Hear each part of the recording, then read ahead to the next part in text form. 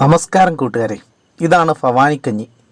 ഭവാനിക്കഞ്ഞി എന്ന് കേൾക്കുമ്പോർക്കും ഇങ്ങനൊരു കഞ്ഞി ഉണ്ടോയെന്ന്. നമ്മൾ ഈ അടുത്തിടെ കേട്ട ഭവാനി എന്ന പേര് നമ്മുടെ CA ഭവാനി ദേവി, അതായത് ടോക്കിയോ ഒളിമ്പിക്സ് പങ്കെടുത്തൊരു ഭവാനി ദേവി ഉണ്ടല്ലോ, ബ്രണ്ണൻ കോളേജിൽ വാൾപ്പയറ്റിലൊക്കെ പങ്കെടുത്ത, ഫെൻസിങ്ങിൽ പങ്കെടുത്ത CA ഭവാനി ദേവി. ഇവർ തമിഴ്നാട്ടിലാണ് കേട്ടോ. എന്നാൽ തമിഴ്നാട്ടിലാണ് ഈ ഭവാനിക്കഞ്ഞി കൂടുതലായിട്ട് ബ്രേക്ക്ഫാസ്റ്റിനും ഡിന്നറിനും ഒക്കെ ഉപയോഗിക്കുന്നതെന്നാണ് ഞാൻ അറിഞ്ഞത്. എന്തായാലും ഇതിൻ്റെ റെസിപ്പി നമുക്കൊന്ന് നോക്കാം. നമ്മളിതിന് എടുത്തിരിക്കുന്നത് ജീരശാല റൈസാണ് കേട്ടോ. നമ്മുടെ മട്ട റൈസ് എടുക്കാം, അതായത് പാലക്കാടൻ മട്ടയുണ്ടല്ലോ, നമ്മുടെ കുത്തരിയൊക്കെ, അതെടുക്കാം. പക്ഷേ അതെടുക്കുമ്പോൾ ഇത്തിരി കളർ ചേഞ്ച് ആവുന്നേ ഉള്ളൂ. നമ്മളിവിടെ ജീരശാല റൈസ് 1 കപ്പ് എടുത്തിട്ടുണ്ട്. അതുപോലെ തന്നെ ചെറുപയർ പരിപ്പ് 1/2 കപ്പ് എടുത്തിട്ടുണ്ട്. ചെറുപയർ 1/4 കപ്പ് നമ്മൾ എടുത്തിട്ടുണ്ട്. ഒരു 4 പേർക്ക് കഴിക്കാവുന്ന പോർഷൻ്റെ അളവാട്ടോ ഞാൻ പറയുന്നത്. അതായത് 1 കപ്പ്, 1/2 കപ്പ്, 1/4 കപ്പ്. ഇപ്പോൾ 4 പേർക്ക് കഴിക്കാം. ഇപ്പോൾ കപ്പില്ലാത്തവരെന്താ വെച്ചാൽ അതിനനുസരിച്ചൊരു അളവെടുത്തിട്ട് ഇത് തയ്യാറാക്കുക. എന്നിട്ട് ആവശ്യത്തിന് വെള്ളം ഒഴിച്ച് ഒന്ന് കഴുകി വാരി ഇതൊരു 1.5 മണിക്കൂർ വെച്ച് കുതിർക്കാൻ അനുവദിക്കുക.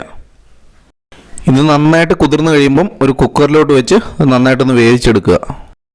ശരിക്കും ബിരിയാണിയൊക്കെ ദം ചെയ്യുന്നൊരു മെത്തേഡാണ് കേട്ടോ നമ്മൾ ഇതിനകത്ത് യൂസ് ചെയ്യുന്നത്. അതായത് നമ്മൾ ജീരശാല റൈസ് എടുത്ത ആദ്യത്തെ കപ്പുണ്ടല്ലോ, അതിന് 1 കപ്പിന് 3 കപ്പ് വെള്ളമാണ് ഇതിന് ഒഴിക്കേണ്ടത്.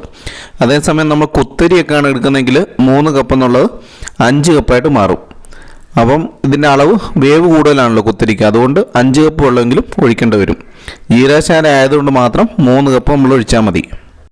ഇത് കുക്കറിൽ നമുക്ക് 2 വിധത്തിൽ കുക്ക് ചെയ്യാം കേട്ടോ. കാരണം വിസിൽ വെച്ചിട്ടാണെങ്കിൽ ഒരു 3 വിസിലടിപ്പിക്കുക, അല്ലാണ്ട് വിസിൽ വെക്കാതാണെങ്കിൽ ഒരു 15 മിനിറ്റ് ഇത് ആവി കയറ്റി എടുത്ത് കഴിയുമ്പോൾ ഇതിനകത്തിരുന്ന് കുക്കായി കിട്ടും.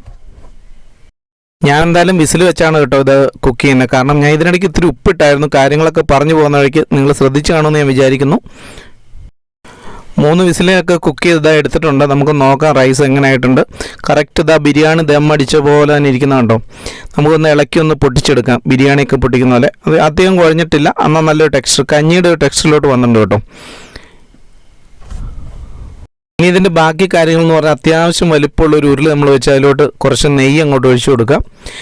ഒരു ലേശം ജീരകം അതിലിട്ട് പൊട്ടിക്കുക. ജീരകം ഒന്ന് പൊട്ടി വരുമ്പോഴത്തേക്ക് അതിലേക്ക് കുറച്ച് തേങ്ങാക്കൊത്ത് ഇട്ട് കൊടുക്കുക. കാരണം തേങ്ങാക്കൊത്ത് ഇഷ്ടമല്ലാത്തൊരു വേണമെങ്കിൽ ഇടണമില്ല. തേങ്ങാക്കൊത്തിൽ വരുമ്പോഴേക്ക് കഞ്ഞിക്ക് ഒരു ടേസ്റ്റ് കിട്ടുക. തേങ്ങാക്കൊത്ത് ഇട്ട് കൊടുക്കുക. അതിനുശേഷം കുറച്ച് ചെറിയുള്ളി, നമ്മുടെ ചെറിയ ഉള്ളി അരിഞ്ഞത്, ഞാൻ അതൊന്നും കാണിക്കുന്നില്ല കേട്ടോ അരിയുന്നത്, വീഡിയോ ലെങ്ത് ആയിപ്പോൾ. ആ ചെറിയുള്ളി അരിഞ്ഞോടെ ഇതിലോട്ട് ഇട്ട് കൊടുത്ത് കുറച്ച് ബീൻസും ക്യാരറ്റും കൂടെ ഇതിലോട്ട് അരിഞ്ഞിട്ട് കൊടുക്കുക. ചില സ്ഥലങ്ങളിൽ ക്യാബേജൊക്കെ ഇട്ട് ഉണ്ടാക്കുന്നുണ്ട്. ഇതിന് നന്നായിട്ടൊന്ന് വഴറ്റി കൊടുക്കുക. അതായത് ഈ നെയ്ക്കകത്തിട്ട് നന്നായിട്ടൊന്ന് വഴറ്റുക. ആവശ്യമാണെങ്കിൽ ഇത്തിരി നെയ്യോടെ ഒഴിച്ചു കൊടുക്കുക. അതായത് ബ്രൗൺ നിറമൊന്നും ആകണ്ട, ഒരു ഹാഫ് കുക്ക് ആകുമ്പോൾ നിർത്തുക. ഇതാ പച്ചക്കറികളെല്ലാം ഒരു ഹാഫ് കുക്ക് ആയിട്ടുണ്ട് കേട്ടോ. ഇനിയിപ്പോൾ നമുക്കിതിലോട്ട് വേവിച്ച റൈസ് പതുക്കെ ഇട്ട് കൊടുക്കാം.